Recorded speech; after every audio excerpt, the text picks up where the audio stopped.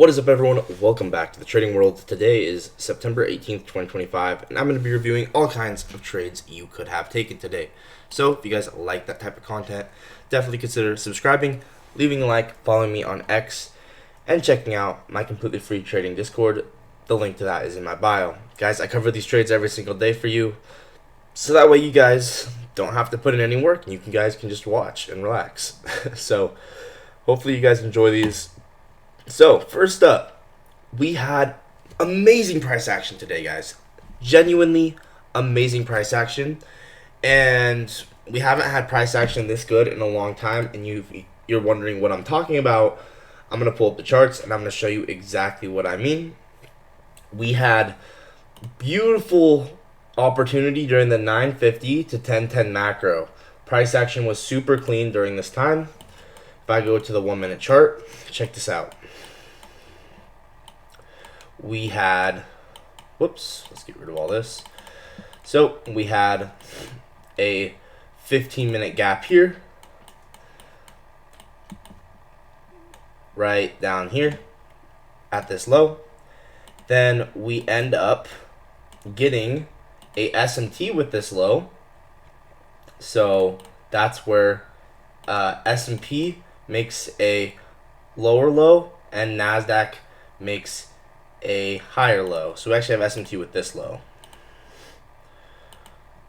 But I'm going to mark it out like this because this is 6-hour S&T. So there's our 6-hour S&T. Here's our 15-minute fair value gap. And so from here, we're already in discount. Now we're looking for a 1 minute change in state of delivery. So where do we get that? Right here, when we get a candle body close above the old up close candle right here. This is our 1 minute change in state of delivery. You can see how perfectly we react off of that. And this, in my opinion, was a sniper entry. So this is essentially the trade that Hydra has marked out here. It's the way he takes it is he's taking it as a breaker. Right, he took it as a close, so he entered on the 1 minute close above the breaker, so 1 minute change in state of delivery. But then he also entered more when we retested it, so he took this as a close and also a retest. So 2 trades in 1 here is what he did, right? He entered 1 on the close, which is totally valid. I call this flow state close, where you enter with a change in state of delivery close. So 1 minute aligned time frame change in state off of a 15-minute key level. And then we go higher off of that. And then as well, you can enter on the retest. So he entered more on the retest there. And then you can see how this was just a giant accumulation range above here. So we can measure this out. And here you can see we have a ton of transactions right here. So this is a pretty good place to target. That's 2.7 risk to reward up to that high. And then if you held it to the other end of the range, that would be 3.8 to 1. Pretty nice. Then we have another, so this was, once again, accumulation. The key in trading, guys, is identifying accumulation, manipulation, distribution. Here's accumulation, giant accumulation range. We sweep out the low,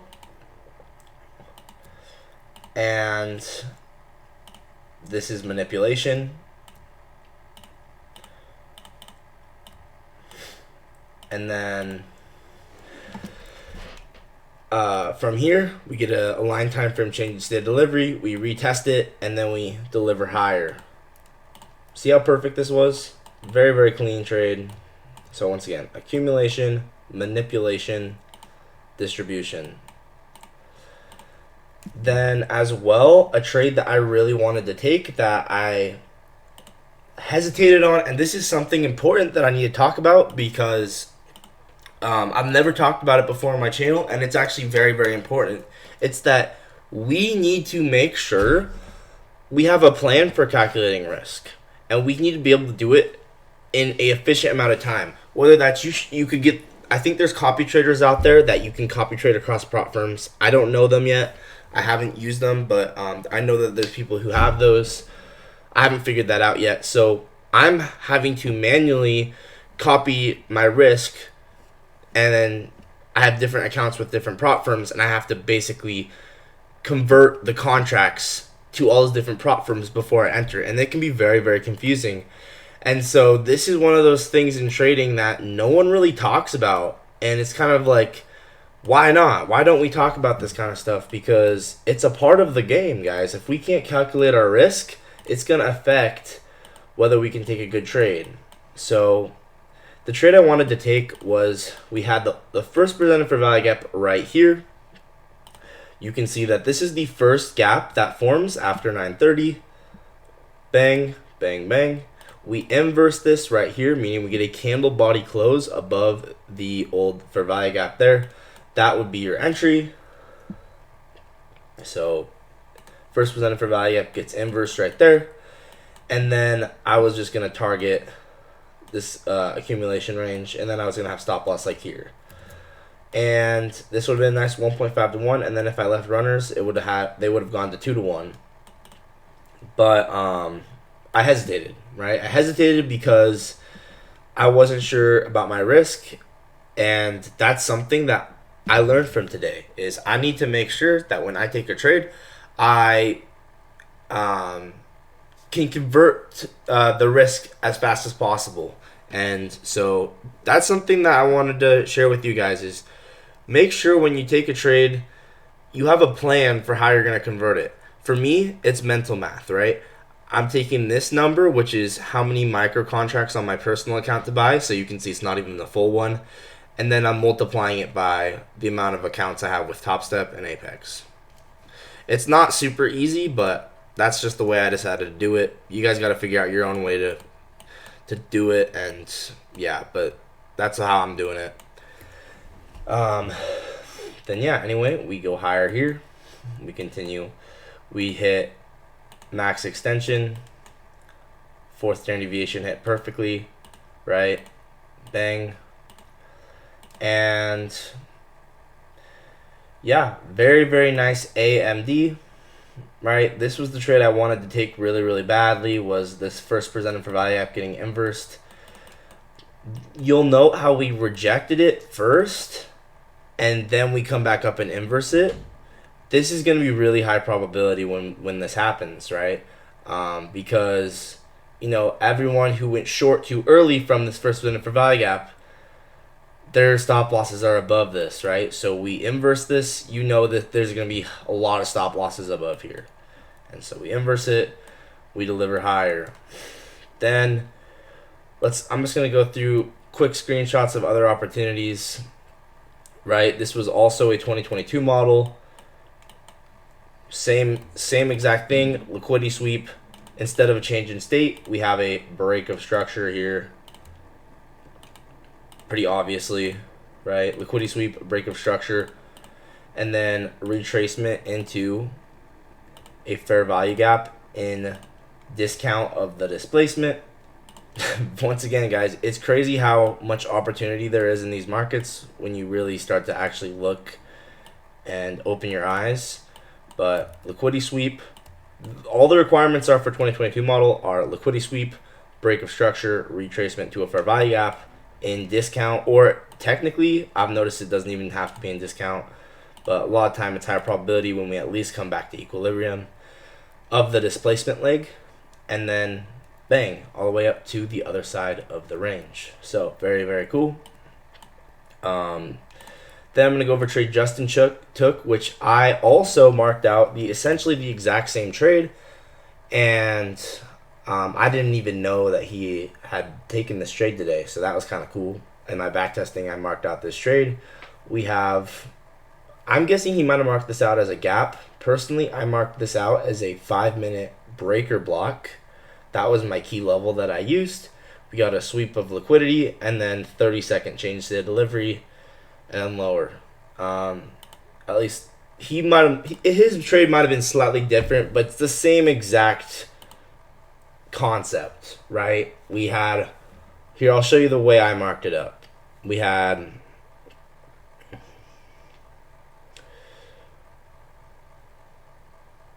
here it is.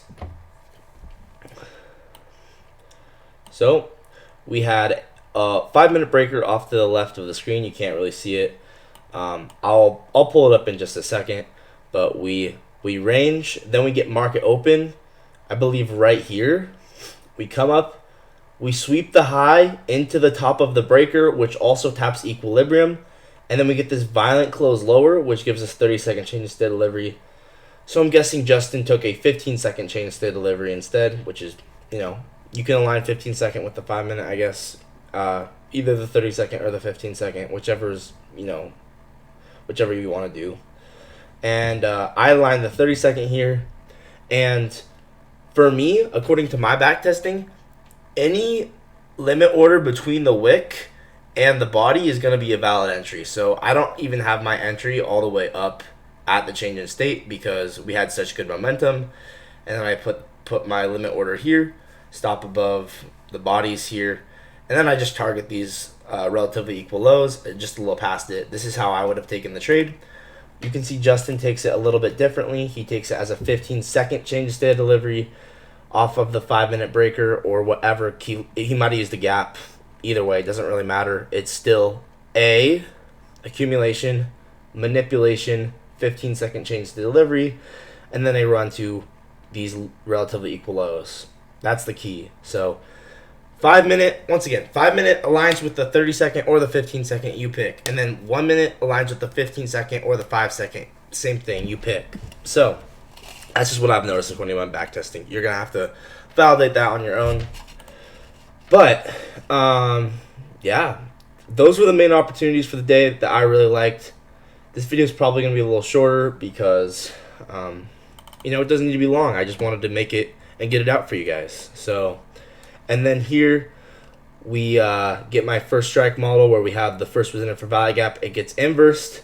We get an aligned time frame change of state delivery off of the first presented for value gap. So first presented for value gap, 15-second change in state.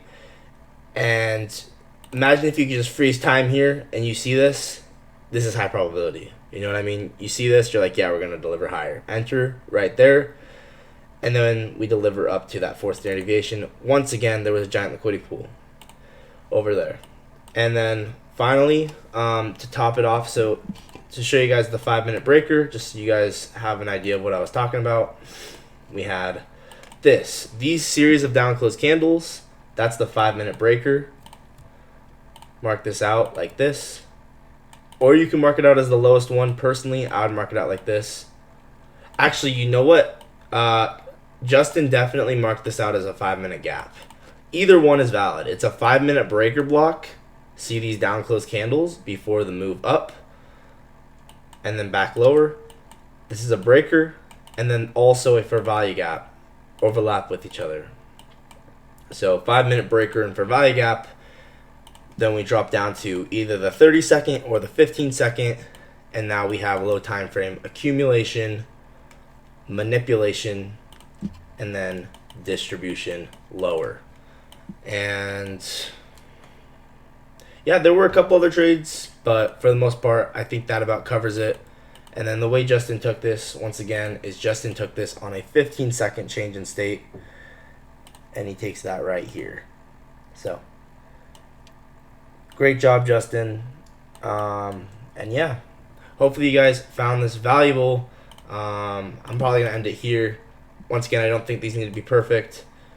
But every day we're just going to keep getting a little better. So, yeah. Anyway, peace out. See you guys in the next one.